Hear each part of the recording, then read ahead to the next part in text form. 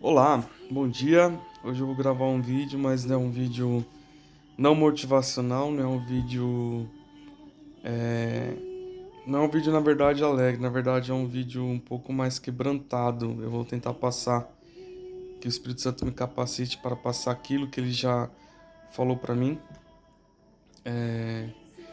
Que assim, eu tinha um tempo atrás, eu acompanhava a gente acompanhava alguns líderes, né, faz um tempinho que eu acompanhava esse líder, até 2006 eu acompanhei as pregações dele.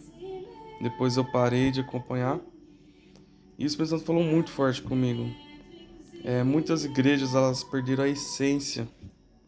Não estou aqui não estou julgando igrejas, não estou julgando líderes. Estou falando algo que Deus falou para mim. A Bíblia fala que tem pessoas que acabam saindo do propósito. Como exemplo na Bíblia, Saul é um grande exemplo na Bíblia. Balaão é um grande exemplo. Balaão chegou a profetizar. Alguém que profetizou para o povo de Israel se corrompeu por ouro, né? E nos dias de hoje não é diferente. Pessoas que eu admirei, pessoas que foram usadas grandemente nas mãos de Deus e perderam a essência, perderam a presença de Deus por poucas coisas, por coisas da terra, às vezes por orgulho, soberba, às vezes por bens materiais, N coisas. E essas pessoas, Satanás sabe que se ele bater no líder, a Bíblia fala, fere o pastor, as ovelhas se dispersarão. Então, por que que Paulo foi muito perseguido na Bíblia? Foi um dos que mais trabalhou e o inferno foi com tudo na vida de Paulo. Paulo passou muitas aflições. Você lê a Bíblia, Paulo já foi preso várias vezes, foi pedrejado, foi muito perseguido. E quem deu força para Paulo foi Deus. Paulo conseguiu enfrentar tudo isso pelo poder de Deus, mas não foi fácil. E como o próprio apóstolo Paulo diz, a nossa leve e momentânea tribulação produz para nós eterno preço de glória. E nós não atentamos para as coisas que se veem, mas as que não se veem. Porque as que não se veem são eternas, as que se veem se passam. E isso é o extraordinário quando eu vi esse versículo, porque quando você passa uma luta, você passa uma prova, você tem uma esperança que a sua prova não é no visível e a sua vitória é no invisível.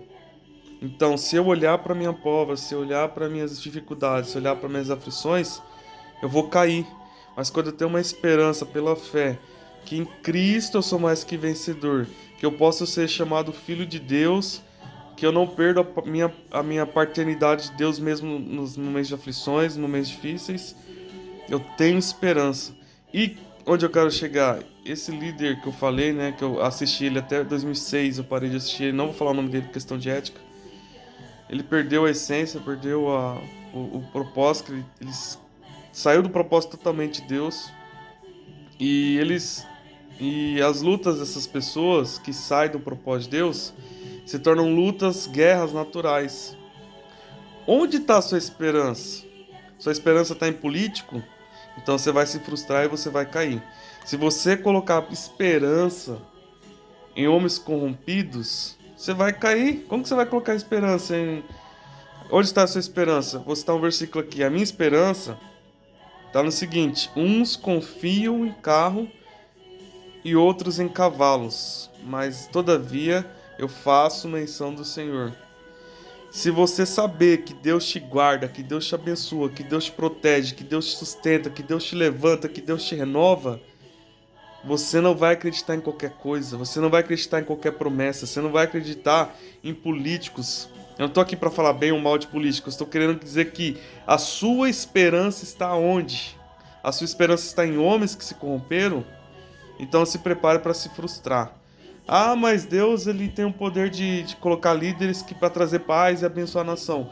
Você pode fazer diferença nessa terra com amor. Sabereis que sois meus discípulos se amardes uns aos outros.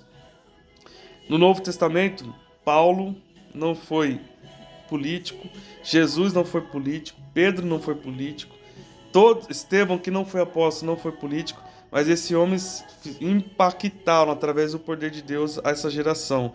Você pode impactar, você pode fazer diferença. Você depende, se você colocar a sua esperança e dependência em Deus, você vai fazer obras extraordinárias.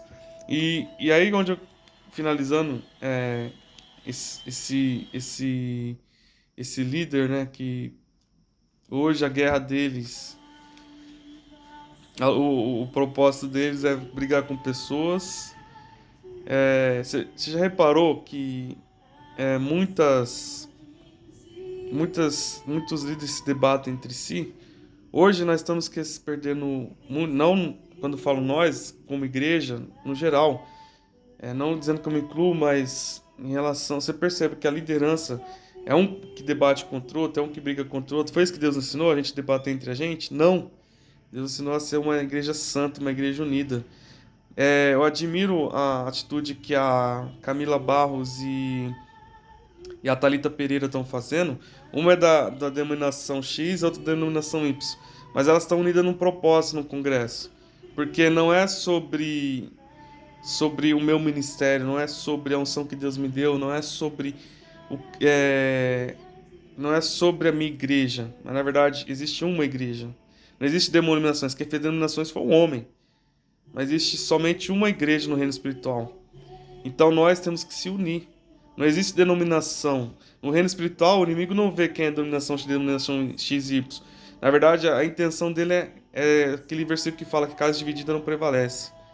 Você sabia que as seitas são bem unidas? Que eles têm lealdade entre eles? Eu estudei sobre seitas. Uma pessoa que foi de uma seita e se converteu. Eles são muito unidos. Ninguém se mexeu com um, mexeu com todos. Nós somos assim como cristãos? Ou a gente aponta o dedo em vez de estender a mão? A gente julga quando alguém cai em vez de ajudar a levantar? Onde está o seu amor pelas almas? Onde está o seu amor pelos irmãos? Onde está o nosso amor que muitas igrejas perderam essa essência? Onde está? Mas eu estou aqui como filho de Deus, como servo de Deus, só para dizer, ainda há esperança, para dizer que não pode se apagar a chama do amor nos nossos corações. Estou aqui para dizer que nós precisamos voltar ao primeiro amor, que nós precisamos ser unidos, porque a igreja unida não tem poder nenhum, o inimigo não tem poder contra uma igreja santa, poderosa. Nós somos fortes e nós vamos fazer grandes obras através do poder de Deus. Mas para isso, se nós ficarmos arrumando guerra contra pessoas, contra ideias que não foi ideias que Jesus lutou, não foi ideias que Jesus apoiou.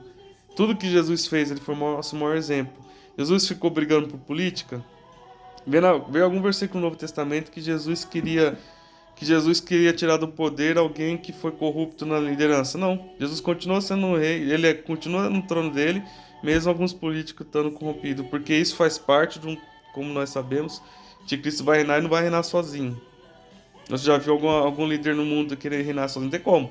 Vai ter que pessoas que vão apoiar o anticristo. Então, umas vão estar parte da seita, outras vão estar mais fácil de manipular, né? O dinheiro, molhando a mão das pessoas, é uma forma de as pessoas aceitar a ideologia do anticristo vai trazer. Então, resumindo,